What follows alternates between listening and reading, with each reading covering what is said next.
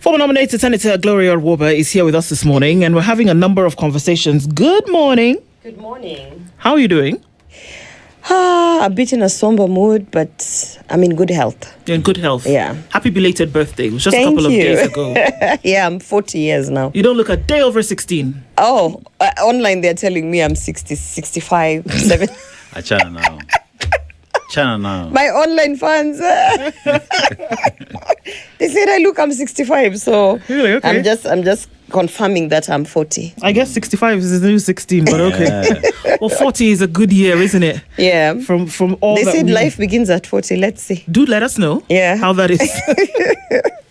And even as we're able to laugh a little bit, of course, in celebrating you, yesterday national prayers took place, and this took place on the backdrop of, in the face of 16 girls who died in a terrible fire incident. And we're going to go into some of those things this morning.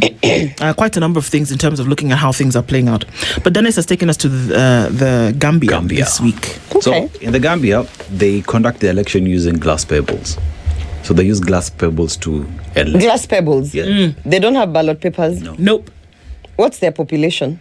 2.8 million. Yeah, that's like Nairobi. No. It's half of Nairobi. Yeah, it's half of Nairobi. But another thing now that I'm assuming you'll be celebrating your birthday, right? So they have over 600 species of birds. So if you love bird watching, that's the place to be. 600 species? 600 species of birds. So yeah. But let's go to the proverb. However black a cow is, the milk is always white. Where?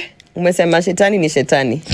Wow. Akiwa shetani mlight, bado ni evil. Akiwa light skin, akiwa black skin, spirit ni ile ya ushetani.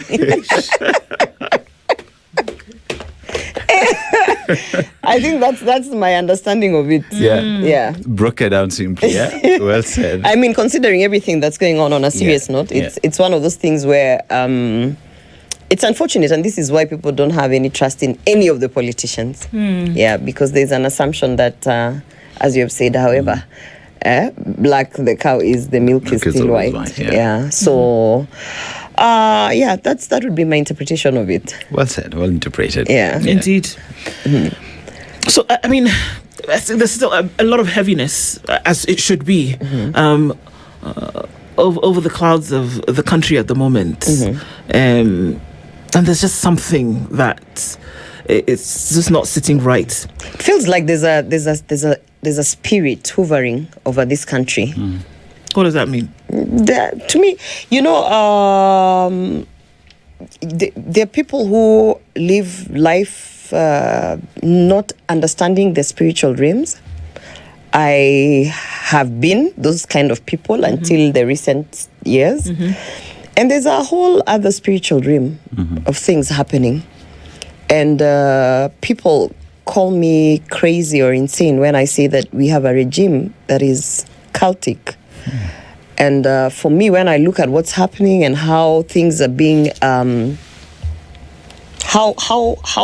the leaders of this regime are reacting to the things that are happening, it is a confirmation that we elected a cult. That's really serious. That's how I feel, though. In those, in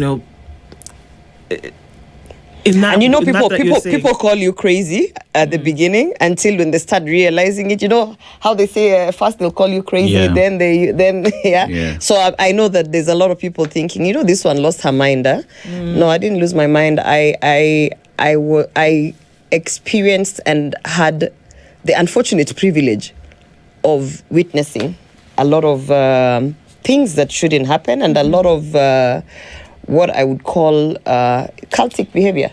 Yeah. If that's the case, then a national prayer breakfast then kind of makes sense, isn't it? Because if you're talking about there needs to be deliverance and prayer, then that makes sense. Indeed, if indeed we were praying to God. Everybody, people congregated at the prayer breakfast yesterday. The day before, when the First Lady met, a number of women's groups, she said that I feel that we need to pray specifically for the months of June and July. Let me ask you, what's the reason why we go to specific churches? Why don't you just go to any church? Why don't you just go to any gathering? After all, it says where two or more are gathered, God is there. God is there, yeah. Because there are some people who gather in the name of God, but we know that that is not really the agenda. There's a whole spiritual life out here. And when I look at how the things were conducted during the prayer days, there was a lot of mockery, you know. The politicians were joking a lot around things. The president barely took the issue of the breaking news of the fire seriously. He mentioned it as a by the way towards the end. The leaders in that space almost appeared as if what has happened is a very small thing. You know, it was like, oh, the wind has blown, and okay, let's continue with our activity. They went ahead to eat and dine. It almost reminds me of that picture in the Bible where was it Jesus entered this space where people were dancing and eating and dining, temple. and he was like, What are you guys doing? what are you guys doing? You know, it felt like that yesterday. Like you have been chosen to leadership to take care of these people, and terrible things are happening to these people who you're supposed to take care of, and you are completely unawares. You're not there. It doesn't move you. There was no, you couldn't even feel. In fact, you would have to walk into that room and say, guys, can we stop celebrating or doing whatever we're doing? Because 16 very innocent lives have been lost. You know, Gloria, I was looking at the National Prayer Breakfast as it was happening, because we had a split screen. So we had parents who had shown up to collect their children or collect the bodies of their children. And here we have the National Prayer Breakfast that many had even suggested, cancel it. There are urgent pressing matters to address right now as the leader of the country. And there's another side that was saying, based off the presidential protocol, that was not to be discussed. The reason why the president did not handle it. And one asked the question, What do you mean presidential at what point protocol? then does protocol become important than the people you're leading? It's, you know what it is? It's just a leader who's inhumane. He's not, honestly, I want to say he's not a human being. That's what I want to say, because I can't even see myself as even a senator getting into dressing up and going for a prayer day, especially if it means that my presence in a different place, which I could actually accord my presence to these parents. I don't know. I just feel like there's this. We have normalized insensitivity. We've normalized evilness. Because let me ask you something. I mean, people are saying, oh, whatever, now you're in opposition, so everything that this government does is wrong. That's not the case. During Dr. Fred Matiang'i's regime, there were more than 100 fires in a very short period of time. I think that was 2016. Yeah. And there was this, it was almost like a culture of when the students were unhappy, for whatever reason, they would just light up a fire. And several things were put into account. And actually, the government of the day then tried to address it in a way that it was a concern. You know? You remember that's the time when paraffin was no longer, they stopped selling paraffin in jerry cans because the assumption was that people are using it for arson and all these other illegal activities. So there was actually a concern. You could feel the leaders at that time being concerned, like, what is going on? I remember Dr. Fred Matiang'i he went before the parliament, both houses, the National Assembly and the Senate, and they were interrogating what could be the problem and all these things. And at one point, what was appeared, people actually said that he's insensitive because he said we have to come down hard on the people who are starting the fires, including the students. At that time, it was a big conversation because they were saying, oh, why do you want to come down hard on those students? And he said, because listen, arson is a very big criminal activity. Whether you are a 6-year-old, whether you are a 10-year-old, whether you're a 20-something-year-old, arson is arson. And he put his foot down. And then the Moi Girls incident happened. And why I want to draw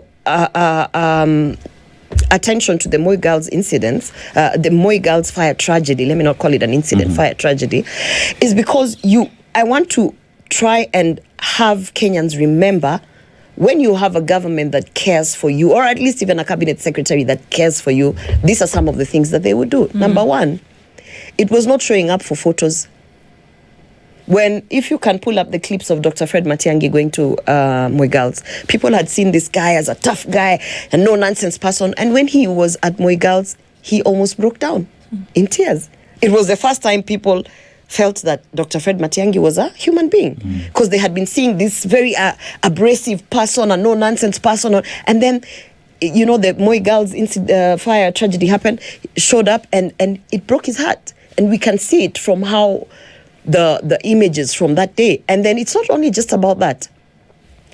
That particular case defined it. In fact, after the Moi Girls fire tragedy, you can see the decline of all the fire tragedies in the schools, because the cabinet secretary and his appointing authority, the president of the day, said, no, enough is enough. We have to hold people accountable. Investigations began. The head teacher, the matron, about 15 or something students were taken in. There was this huge seriousness on what they are going to do. And eventually, the student that was responsible for starting that fire, whether the intent was to kill or not to kill, the student that was responsible was jailed. The leaders who had showcased what you call negligence in terms of duty of care, they paid for it. The other students who were part of the incitement and everything, I remember even there was a conversation of their parents having to pay for some of the damages of the school. And after the Moi Girls fire tragedy, I want you to go down and look at now the record of what happened. The fires just stopped. Not stopped, but declined. Now, this is what I keep saying, is that yes, accidents happen. And by the way, this is what I have. In fact, as I was coming here, I was telling my driver, those innocent students did not die because of a fire. Those innocent students died because they were locked in. They could not escape. The emergency exits were locked. All forms of, they were in prison. That's why they died. They couldn't get out of because I understand, and I could be wrong, we are waiting for the report to come out, but I understand this was not late in the night. The fire started, it's not like it was dead in the night. So I just think that until we have leadership that, first of all, is human, because I don't think these people are human.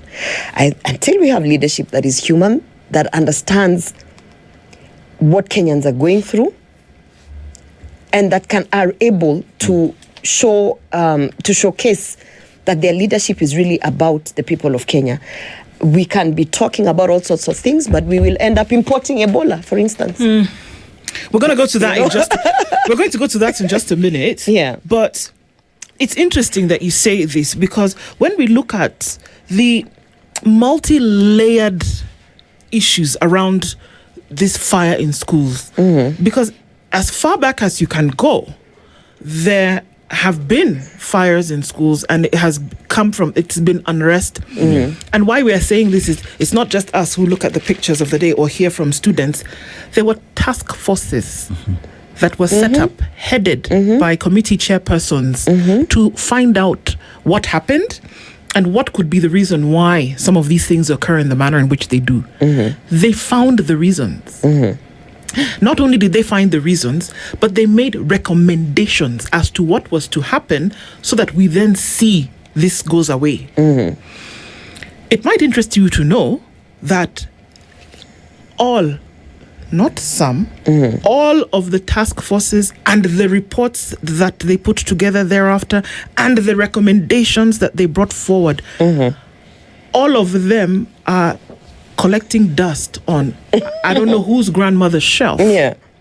So does it show a seriousness to actually deal with this thing, or then is it just a photo op for us to come and stand around and cry when this thing happens, and we can do something about it? Every time you hear a government entity saying we are forming a task force, forget about it. When you just hear, or a working group, forget about it. I keep saying we sincerely do not need any other policy document. We do not need any other task force. We have everything that it takes. Our problem is we don't like to implement. Yeah. By the way, all those task force and working groups and whatever, they all at one point contributed to a 78-page manual of what they're calling standard safety guideline. Mm-hmm. When the Hillside and the Russia fire tragedy happened, I personally reached out to the cabinet secretary. This was 2024. And I said, you know what? I've gone through, because we discussed it in Parliament at some point. So I said, I've gone through the 78-page document of the safety, standard safety guideline. Yeah. And I said, but how do you expect this to be implemented? It's not direct. What it needs, it needs someone to sit down and turn it into a 2-page checklist. So that from the 2-page checklist, it is disseminated to all the schools, because the 78-page policy document on guidelines talks about a lot of things. Yeah. But, for instance, if you're going to say how to keep this space, by the way, I have a background in critical facilities. That's why I'm this is like my area of expertise. If you're going to say we're going to keep this space safe, first, you have to think about things, accessibility, the environment in terms of even just the air that you breathe in, whether it's the air conditioning, whether it's what. You're going to look at all sorts of things down to the flooring, pests, if there's any, things like that. But also, you're going to look at disasters. And disasters are not only fire incidences. You can have floods, you can have terrorist activities or attacks, all sorts of disasters. That 78-page manual actually talks about all these things, including droughts, floods, fires, all those things. The problem is, you take a 78-page manual and you share it to all the schools. And then you task the board of management, together with the leadership of that school, which is the headmaster, to say, now there is your 78-page manual. We expect that you comply. Everyone will have their interpretation of accessibility. Everyone will have their interpretation of accessibility. And even if you go down to say that the access doors must be this big and they must open outward, and what must they be made of? Because if they are made of metal, it doesn't mean, then even if they are this big and they open outward, if I'm going to touch it, when there's a fire, it's hot, I can open it. So there are so many other ways, and I think, and let me tell you something, this is not only happening in the schools. Yeah. This is a tragedy that can happen anywhere, including our port, the Kenya Port Authority, which does not even have a facilities management team. Can you imagine a critical facilities like the port does not have all these things you're talking about, fire safety, forget it. So when I looked at that document, I remember during the Russia tragedy, I told the cabinet secretary, why don't you task your team there, the directors of those various departments, to sit down and interpret this into a 2-page checklist, so that the checklist is now disseminated to the schools. What would that checklist look like? It would look something. So if you say you have a room, it would look something like this. Do not have more than 20 beds. It would look something like this. You start prescriptive. access points. Yes. Yeah. Then you say 5 doors or 2 doors or 3 doors. If you go to a place and you're like, if it's this big square meters and it only has 1 door, then you have not complied. Exit. Yeah. It would look like this: windows, no grill, made of this, made of that. It would look like this. If you have more than 2-story dormitory, these are some of the extra things that you have to put. On top of that, it would also have, forget the usual fire extinguishers and that, first aid kits. Yeah. Fire blankets. Okay, forget even just fire. Now let's talk about an active shooter. Who says that's not going to happen in this? Who says that is not a scenario? That can be a scenario. Forget that. Let's talk about a knife incident. So, and by the way, when you read the 78-page document, it's very comprehensive.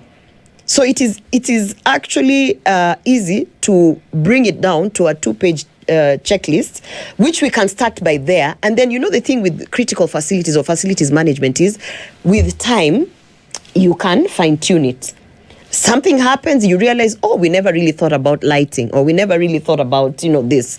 Or in the Mount Kenya region, this is also what we need to add for all the schools, because the weather is different. In the Asal region, because it's more prone to other disasters, this is what it should look like. But you can't sit as a Ministry of Education with all these schools and say we have a 78 policy document and we hope everyone to implement it. What are you doing? By the way, during Dr. Fred Matiang'i's tenure, he had the field officers go out actually to the field to check for compliance. Field officers during his tenure in the Ministry of Education were never sitting in the office because they had things to do. If you are a field officer covering a certain county or a certain region, you have to go and check compliance on safety, compliance on head count, how many students per class, compliance on this extra, extra fees that people are put. There was a lot of compliance that they were doing. So the field officers had things to do, such that by the time an incident, a fire or any other incident happens, it is easy for them to say, I was there 3 weeks ago. This is the report I gave. And I can tell you that the negligence is on this point. But we don't have that. So now what we have, first of all, with this regime, is we have a one-man show. First, you have the president who wants to run everything down to the toilet in the school. Yeah.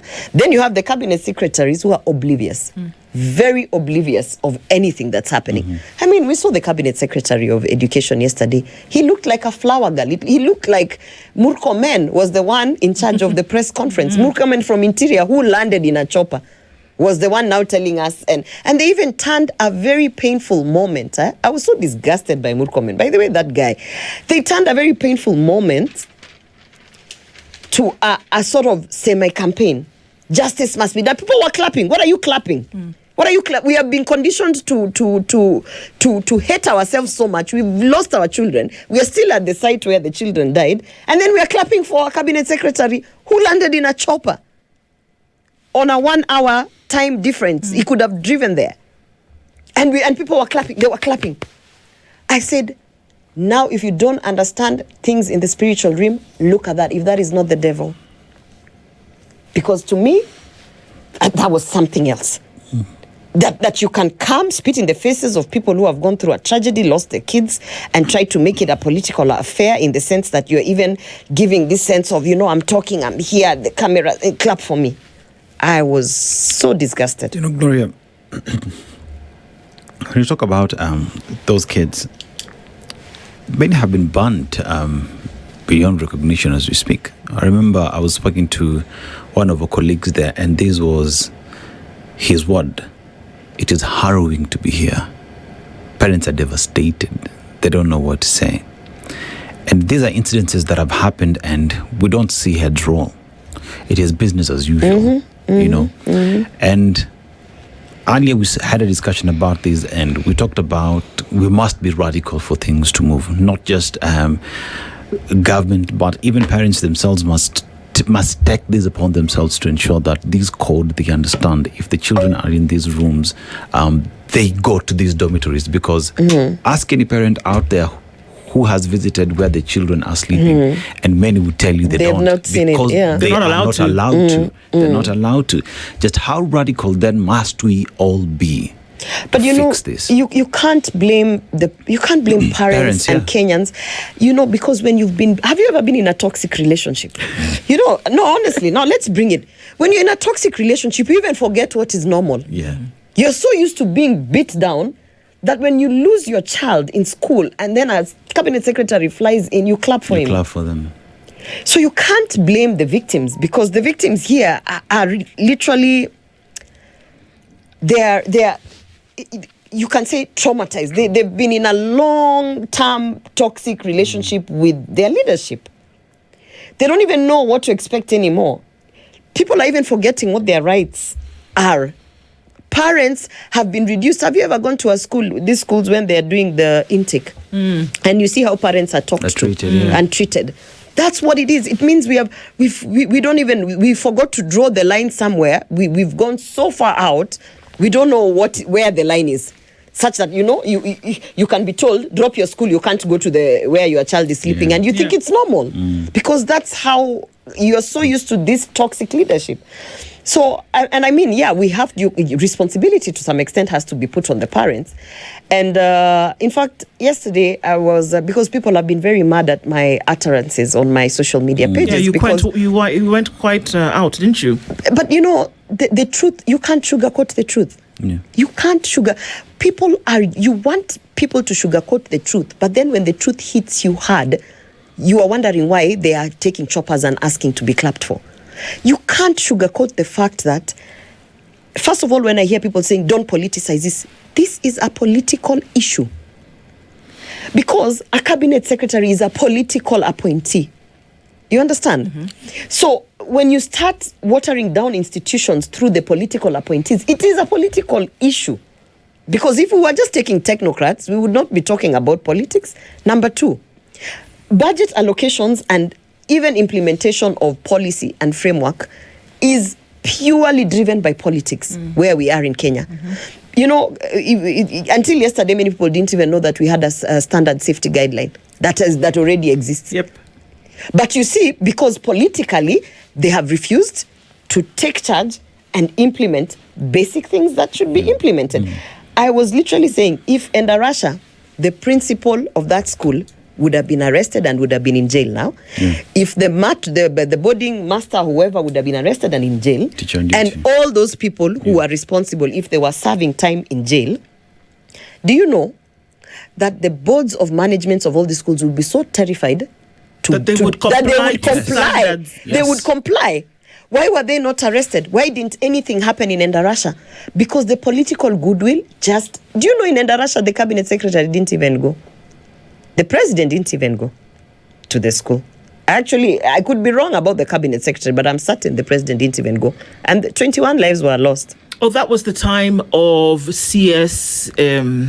Machogo. Yeah, exactly. Yeah. Yes. Do you know the Endarasha fire tragedy?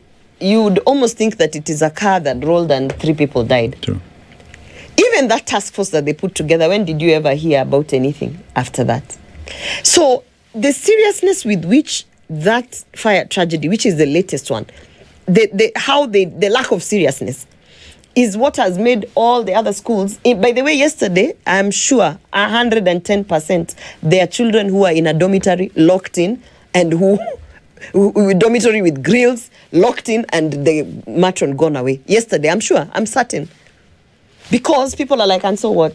Yeah, unajua hii ni maisha. Ajali ni ajali. I see people commenting on my Facebook page. Ajali ni ajali. Ulikuwa unataka president akue firefighter.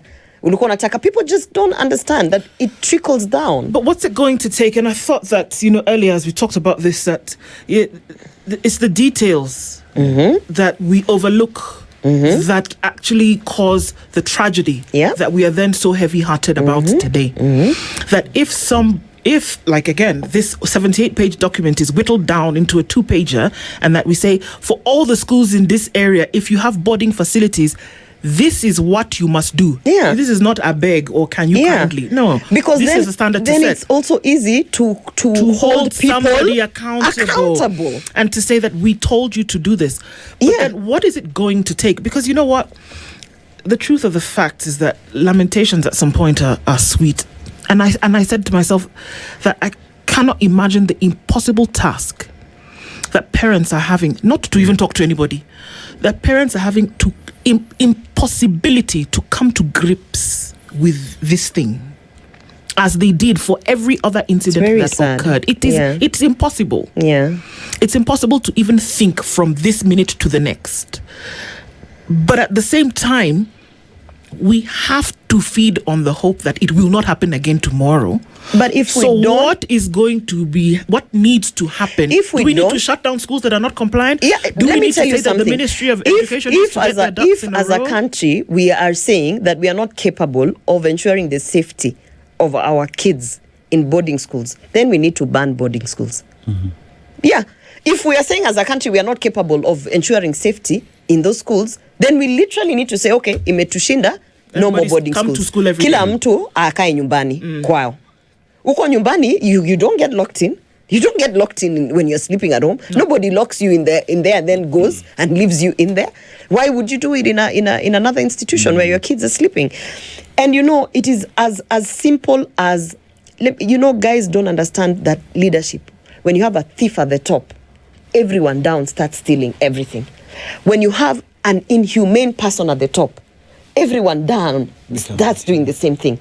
When you have a leader at the top who doesn't take a fire tragedy that has taken the lives of 16 people seriously, that he goes to Safari Park to drink tea and purport to pray, then everyone down there is like, siyo kitu ilifanyika imeisha.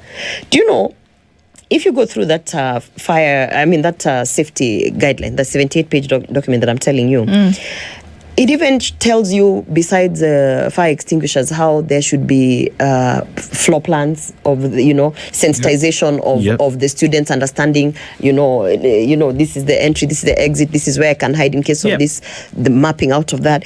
It has drill sessions. How many schools have done drills? Drills. And the frequency of how many times you should do it, and who should be in charge.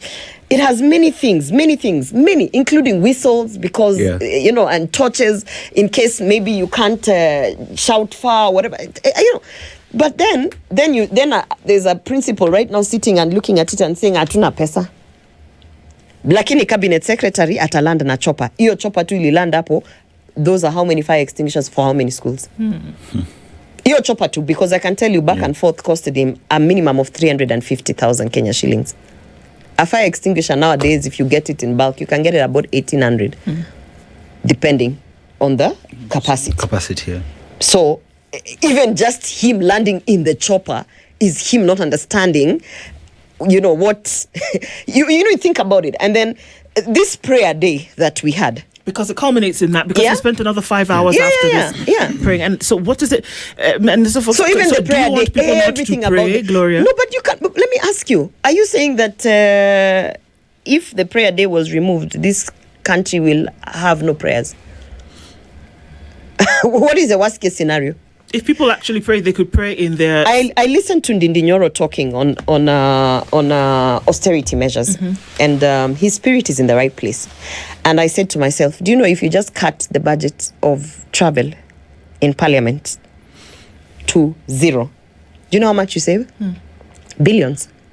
For one financial year. Billions. And I'm sure it's over 2B. Just on travel. So when you're saying, we don't have money for capitation, we need to raise taxes, that's a lot of BS. I mean, if you look at what the president is doing, all these activities, that tent that they have up in State House, how much does it cost? Because they have a tent. Why do they have a tent in State House? People are coming, Why? Why? To do what? To attend to guests. Why? Why? Teachers today, doctors tomorrow. Why? 17 billion. Listen, it is cheaper for you, President Ruto, to go to the people than the people to come to you in State House. That is an austerity measure. It is. If it's me, it's like me sitting in my house and saying, now I'm going to bring all my electorate to my house. I put up tents, buy sodas, put security protocols and what they're telling you, the reason why they couldn't cancel the presidents to the prayer and whatever. It is cheaper for you as an individual to go to the people. Yeah? How come Waikibaki never brought people to State House? Yeah? And how did that affect the budget then? So some of these things, even for schools, yes, the teachers now are saying, the principals, the biggest thing is who's going to pay for all these fire extinguishers. We are not allowed to put the cost down to the students and to the parents. They should demand. We need to get to a place where we say, okay, in fact, no, we are demanding that until these things are done, capitation and this, we don't want anything else happening. When you see people taking photos saying, now they've gone for conferences, now you've gone for this conference, and now you've gone for Apple Agriculture What Seed Nini conference, where we come mbunge. Alafu? Even that, it's because there's no accountability, because there is no way. We are not given anything. From the corporate life when you travel, there's accountability. Yeah. Aside from just attending the actual conference, sometimes you even have sales targets. Yep. Sometimes you even you're told you must come back having made this collaboration with this company. There's a target, and that's the reason why even our embassies now in our high commissions and embassies abroad, we are just using them as people hanging around. But if those people had targets of the amount of business they bring in, but we are not intentional about how we spend our money. That's why we can now say, we're having a problem. We can't put fire extinguishers in schools because we don't have money. How are Kenyans valued, Gloria? Because the policy is there. We have 75 pages that needs to be whittled down for everybody to understand it. Head teachers are saying, we don't have money to buy all this. But on the very same day where we have 16 Kenyans dying, we have a national prayer breakfast, and we talk about a national prayer breakfast that was turned to be political because what was said in that national prayer breakfast. Nikishindwa nitaenda home. Nikirudi mimi nitaendelea. I'm glad that he has come to that realization that he's going home. How are Kenyans valued by their leadership?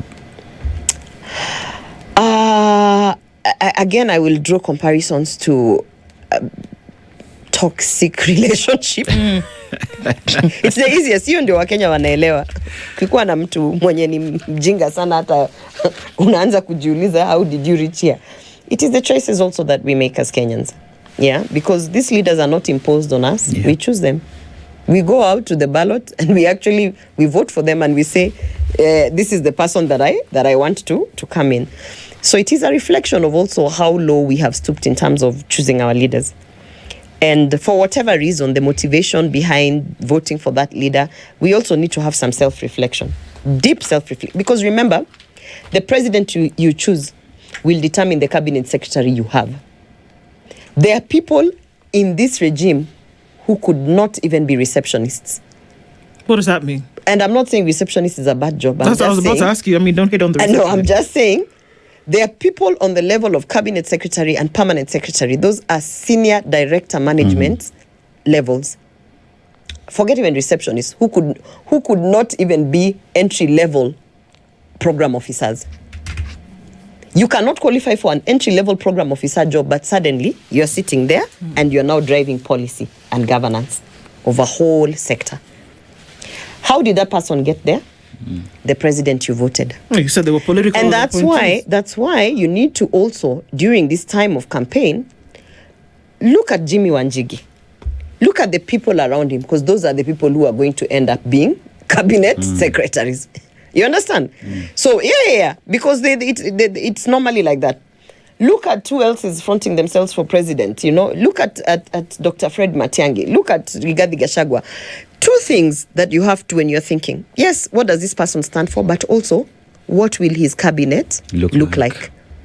Because as I've told you, this is the first government that has brought us completely incompetent people to director level, to cabinet level, to ambassadorial level. Remember the ambassador who was they nominated the nominee for I don't know which ambassadorial station. It was DRC. Yeah, who couldn't even express himself, but the president saw it fit to nominate them. That is the kind of president that you have, and not to say that all people should look the same or but at least ask yourself, because honestly speaking, this is about capacity, skill set, ability, passion, and the spirit of patriotism. The spirit of patriotism is what we are lacking in the leadership. And it's because some of them they are already shocked. They can't imagine that they're in that position.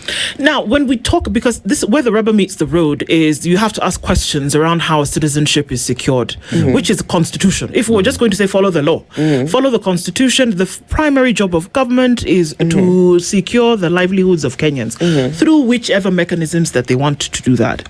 Now, if we're going to segue, still remaining in the same pool that we are talking about now, if we talk about not being able to secure the lives of children in schools and doing the very bare minimum, basic, take care of people, make sure that they can eat, move from point A to point B, and then maybe they can have a little bit of something in their pocket. If you're unable to do that, would you reckon that there is some business that you should be playing when it comes to some international conversations, such as, for example, setting up quarantine centers to then take on America's sick? No, import Ebola to Kenya. One thing I was reflecting on my way here. For money, by the way. It's not free. One thing I was reflecting on my way here is the Cabinet Secretary for Health. Yeah. What does his track record look like in terms of legislation, in terms of what he stands for, in terms of many things? And if you go down that road, you will say no wonder. Because Duale is the same person who was involved when he was in Parliament as the majority leader in changing the Public Finance Management Act such that all the monies that were borrowed as a country for whatever project or reason, at that time used to go to central bank. Duale was involved in the legislation that said it doesn't have to go to central bank. It can go to a private account somewhere in another country. This is true. Yeah. That is the person who is now in charge of the Ministry of Health. Money-driven, commercially driven, no spirit of patriotism, an individual who can change as a legislator, push and support an amendment that says if Kenya borrows money, it doesn't have to go to central bank and it doesn't have to be audited through parliament. And it can just go to a company somewhere and the president can do whatever they want to do with it. That is Aden Duale. They did it together with President Ruto that time. So now, considering that is the person you're saying, he's sitting, imagine in an office, let's just put a practical scenario, then he gets a phone call from the Secretary of State from the United States of America. And the guy says, what's up? I have 82 billion Kenya shillings for you for quarantine zones. Niaje unaweza kanisimamisha hizo mavitu kwa airport yenu? That's the person. Then you mentioned some crazy amount of money. And then you think now that person will be like, no, please. I love my country. I don't want Ebola in my country. That person will be like, hey, na percentage ni how much? Commission yangu ni ngapi? But was it him, or was all of this based on the infrastructure of a relationship that Kenya has with the United States, whereby it was pre-conditioned, it doesn't matter, pre-agreed, where they said we can come to you tomorrow? Offices are defined by office holders. Offices are defined by office holders. An office is not a wall. So what you're saying, Gloria, is that he should have, in his capacity as a CS, said, okay, hang on. What about the health risk? Not even in his capacity as a CS Health. As a Kenyan. As a patriotic Kenyan. Should have said what? As a person who has the ability to contract Ebola. Should have said, oh God, should have said what? Because let's look at it. So yesterday was Thursday. The day before that, which was Wednesday, and it was a public holiday, but it was interesting that we saw very quickly Ministry of Health put out this, brief. They move very swiftly. The PS put out a brief. The CS put out a brief. Office of I don't know who put out a brief and said this was going to happen, and everybody was like, okay, meaning what? The money story only started coming out yesterday in terms of the amounts, like how much then was going to be given. But the very thing here, it doesn't really matter how you look at the thing, that it doesn't make sense on the head of it. So what would be the sense? And we ask you this question specifically because you frolicked in these circles. Yeah. And you see, I didn't survive. And how? What kind of reasoning would then take place where we say, okay, America needs a solid, guys, let's do it? This is how it works with this regime. How much? How much are we making? Then we work backwards. How much are we making? We are probably going to make 100 million. Okay. Look for the legislation that backs it up. Look for the team that looks for the moral thing. Then they work backwards. That's how it works. Yeah? When you saw the diaspora jobs thing, how much are we making? Work backwards. Justify it through a program. Justify it through Pesa Mfukoni. Justify it, maybe 5 or 6 people die, but not everyone dies. They work backwards because how much are we making? And that's why you see, when I say offices are institutions, and so first of all, institutions are made by offices. Offices are made by office holders. Office holders are human beings. If an office holder does not believe in certain things, you will quickly see that office just showcase it doesn't believe in those things. And that's why and by the way, this you can look at different offices that have been held by different people, and then you can see really an office is the office holder. Even just in the case of education, when we had Matiang'i there, people were saying, education, it's the office holder. Then you look at how now that has changed. Different, even within the judicial systems, it is the office holder. When we had Maraga, it was the office holder. He stood up for. That's the time when he nullified elections. Because his spirit is a spirit of patriotism, and he really is not afraid. He's not a coward. Then you come and look at the other office holders, and you're like, what's happening? So that's why yesterday someone told me, the problem with you argue you're personal.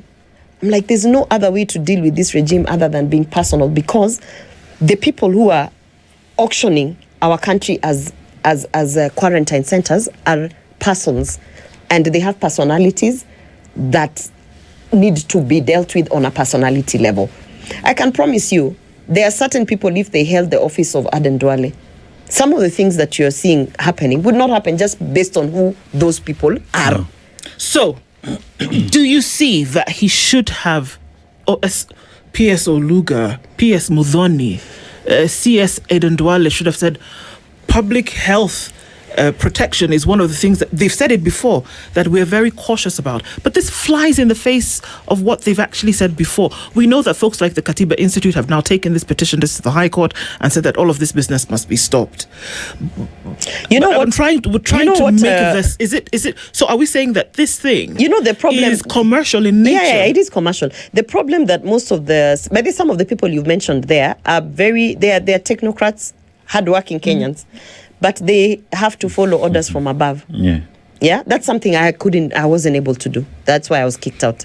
Most of the people you've mentioned, by following orders from above means that they have to be negligent. They have to set their beliefs, their professional thinking, everything aside and just follow what the president or the appointing authority says. It flies in the face of logic. Yeah.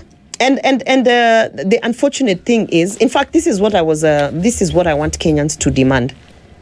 If they are going to go ahead and set up those quarantine centers for the US because they are making money out of it, we want to demand the same way that the cabinet secretaries fly and land on the site with their choppers. We want to demand that the cabinet secretary for health, complete with the whole leadership that is appending their signature to this kind of arrangement, we want to demand that they move their offices to the quarantine centers. Work from there. Let them work from the quarantine centers. Yeah. So that, and if they can't work from the quarantine centers, let them tell us why they can't work from and then if they say, because there's a risk, so why would you be putting our doctors, our security state personnel, our country at risk? If you think that this thing is okay, what you're doing is fine, say that the quarantine centers are going to be set up from this date to that date, and my office is going to move to the quarantine center. Go and sit there also. Gloria, we're talking about individuals who are in those offices courtesy of Kenyans. They're not there to serve anyone else, but to serve Kenyans, 55 million people. And Kenyans are speaking, and no one can purport that they've not had Kenyans respond to the request by the United States to set up a quarantine center here. Yet we hear the PS speak, we hear the cabinet secretary, and we're like, whose brief exactly are you holding? Because Kenyans have sent you with a certain brief. Tell the Americans holding the president's brief. And what does it get to the president's benefit brief, from William that? Ruto's brief has never been a brief from the people of Kenya in all sectors. He never speaks for the people of Kenya because Kenyans have been very clear. Walk outside and ask a Kenyan, would you like a quarantine zone set up in Kenya?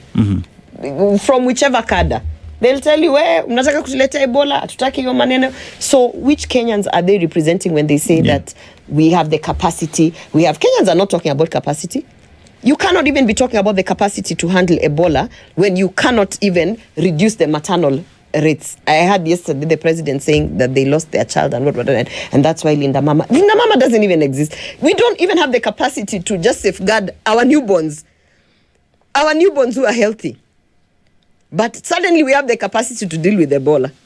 We don't even have the capacity right now. Enter any level 4, level 5, any hospital, even a clinic, and see if they are going to hand you a mask. The PS said you handled COVID.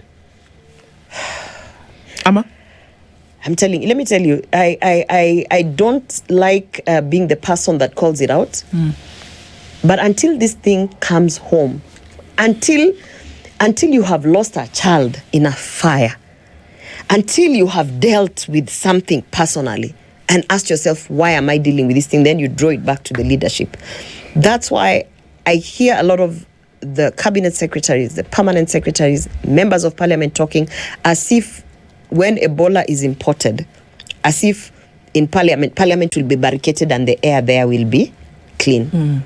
As if they will go home to their barricaded homes. As if they will not go to the supermarkets and, they're so removed. I don't know whether you guys have seen it. When I told you this is a very cultic regime, a cultic regime means for you to see it, you also have to open your eyes. These guys are so removed from reality that sometimes you talk to them about basic things and they're like, they're not there. They're thinking about their next trip, their next 100,000 pay from State House. The next event they're going to have to get a microphone and say 2-term. And then shortly, they'll be telling us, oh, we are going to bury so-and-so related to this MP, or even the MPs themselves. Then is when they'll say, oh, the country is coming to an end, and panic, because they don't imagine that it can happen to them. Indeed. Yeah. And that's why it has to be personal. That's why it has to be radical. That's why it has to be personal, and that's why it has to be radical. And anyone who tells you, wacha kuingiza siasa kwa hii kitu, mwambie, siasa is the reason we have William Ruto in office. Then is the reason we have his cabinet secretaries. Then is the reason his cabinet secretaries are giving orders from above to institutions to water down the institutions. By the time umesimama kwa bus stop na umegongwa na gari, it's politics. It is politics. Gloria Orwoba has been here with us this morning. Some things to think about. Really think about. Asante sana. Thank you. Thank you for having me. Thank you very much. This is The Situation Room, the only way to start your day.